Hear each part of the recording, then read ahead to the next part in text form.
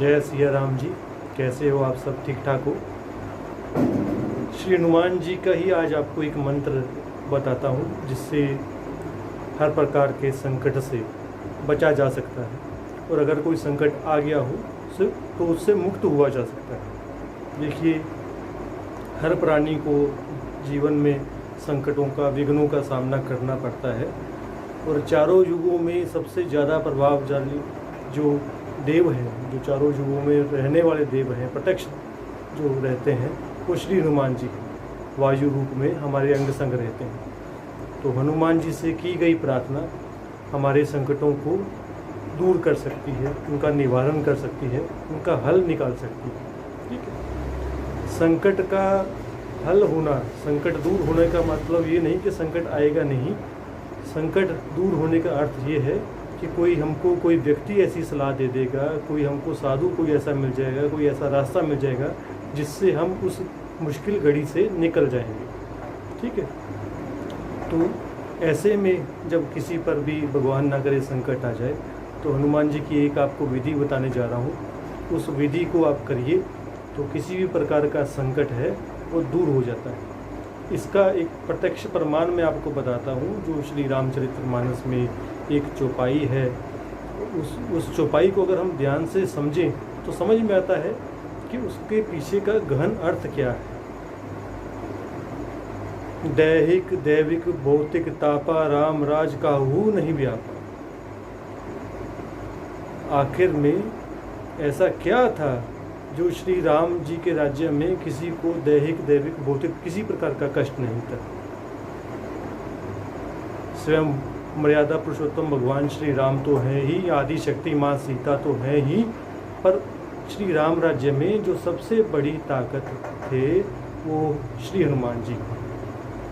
उनके रहते श्री राम जी की प्रजा, जिनको वो पुत्र तुल्य मानते हैं, उन पर कभी कष्ट आ ही नहीं सकता है, क्योंकि सदैव जो हनुमान जी हैं वो उनके रक्षक हैं। तो ऐसे में अगर हम भी पूर्ण विश्वास से हनुमान जी के चरणों में अपना माथा टेक कर उनकी शरण में इस उपाय को करेंगे तो ज़रूर लाभ मिलने की संभावना रहेगी। तो वो जो उपाय है वो इस प्रकार से है। उस उपाय में आपको करना क्या है कि उस उपाय में आपको सबसे पहले श्री हनुमान जी के मंदिर में जाना है। उस मंदिर में जाकर आपको फिर हनुमान जी को चूल्हा चढ़ाना है। चूल्हा चढ़ाने की एक विधि होती है कि चमेली के तेल में बारी सिंदूर को मिलाकर फिर हनुमान जी के चरणों से ऊपर की ओर, सर की ओर चूल्हा चढ़ता है। ठीक है। तो उस चूल्हे को चढ़ाने की भी एक विधि है कि जब चरणों में हमने चूल्हा चढ़ाना है तो जो रूही का टुकड़ा हम लेते हैं, वहाँ लेते हैं, वो सिर्फ चरणों में लगा के उस रूही के टुकड़े को रख देना चाहिए। उसके बाद फिर नया रूही का टुकड़ा लीजिए, उसको अच्छी तरह से भिगोइए, फिर हनुमान जी के गर्दन तक आप उस चोले को चढ़ाइए। उसके बाद जब मुखमंडल में आपने हनुमान जी के चोला चढ़ाना है तो नए कॉटन के रोल से आप उनको हनुमान जी के मुखमंडल पर चोला चढ़ाइए। फिर वो जो चोला चढ़ाना है उसके बाद श्री हनुमान जी को 4 मुखी श्री दीपक, देसी घी का दीपक, वो जरूर उनके समक्ष चलाइए। और एक मंत्र जो मैं अभी आपको बताने जा रहा हूँ उसको ध्यान से सुनिए, वो उनके समक्ष बैठकर ज़्यादा से ज़्यादा पढ़ें, ज़्यादा से ज़्यादा बोलें, ज़्यादा से ज़्यादा सुने, उससे आपके संकट जरूर हल हो जाएंगे। तो उस मंत्र के बारे में आपको बताता हूँ। ओम हनुमन्नंजनी सुनो वायु पुत्र महाबलम अक्षमादा गतोत्पातम नाशियाशु नमस्तुते।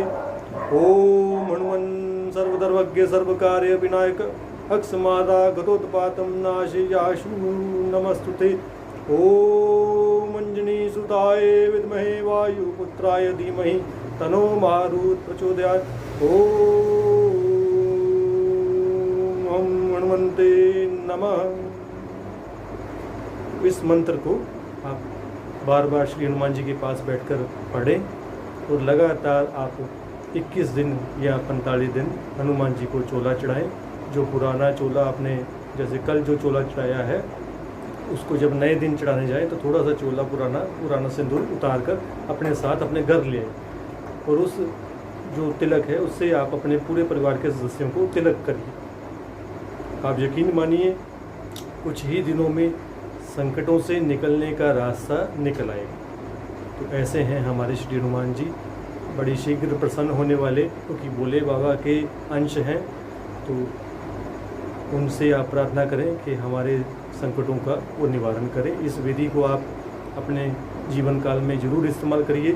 पूर्ण अपने खान पान का, अपने मन का, वचन का, कर्मों का ध्यान रखते हुए अगर इस विधि को करेंगे तो ज़रूर लाभ होगा। चलिए आखिर में आपसे विदा लेते हैं। जय जय सिया राम, जय जय सिया राम।